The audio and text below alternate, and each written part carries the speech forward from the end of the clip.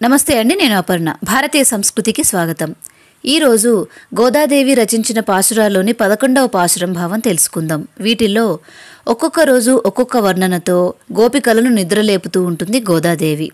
ఉదయాన్నే ఒక్కొక్కరింటికి వెళ్ళి తన చెలులను తట్టి లేపుతూ వారిని నదీ స్నానానికి సిద్ధం చేస్తుంది. విష్ణు యొక్క అవతారాలను పొగుడుతుంది. ఈరోజు బృందావనంలో శ్రీకృష్ణుడి వలె అందరిచే చాలా ఇష్టపడే ఒక గోపికను నిద్రలేపుతోంది.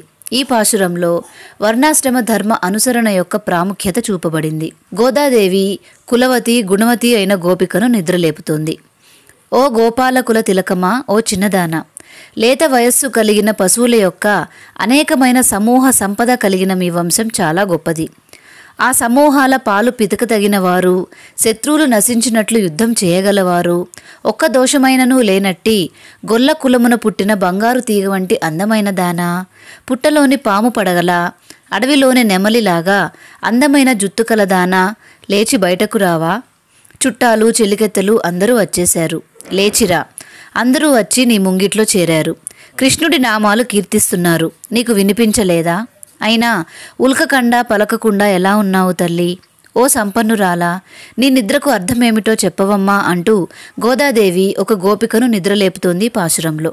మీకు ఈ వీడియో నచ్చినట్లయితే వీడియోని లైక్ చేసి మీ వాళ్ళందరికీ షేర్ చేయండి. మిగిలిన పాసురాలు కూడా చూడాలనుకుంటే మన భారతీయ సంస్కృతి ఛానల్ని సబ్స్క్రైబ్ చేసుకొని బెల్ ఐకాన్ని యాక్టివేట్ చేసుకోండి. నమస్కారం.